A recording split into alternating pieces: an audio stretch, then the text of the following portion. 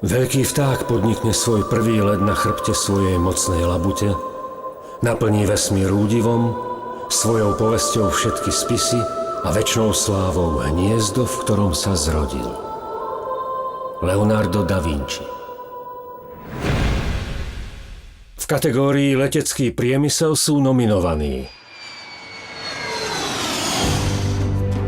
Tomark SRO Prešov.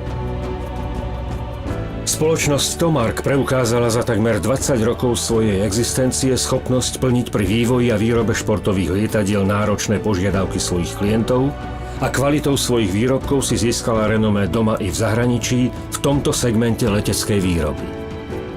Výroba leteckej techniky v strojárenskej výrobe má zvláštne postavenie.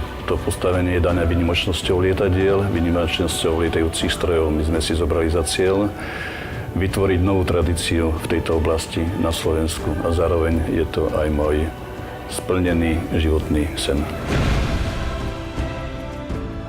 Virtual Reality Media AS Trenčín.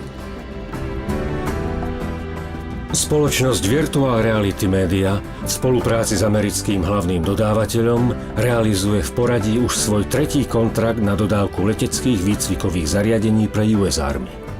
K dnešnému dňu dodala alebo participovala na dodávke 11 sofistikovaných leteckých výcvikových zariadení. Firma Virtual Reality Media vyvíja a vyrába simulátory leteckej techniky už viac ako 20 rokov.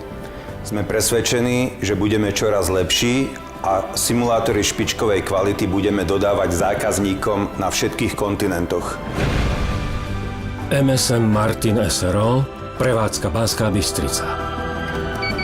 Spúšťacie zariadenie lietadiel je moderný slovenský produkt, vyvinutý konštruktérmi MSM Martin v banskobystrickej prevádzke. Ide o nezávislý zdroj elektrickej energie pre spúšťanie leteckých motorov za všetkých meteorologických podmienok.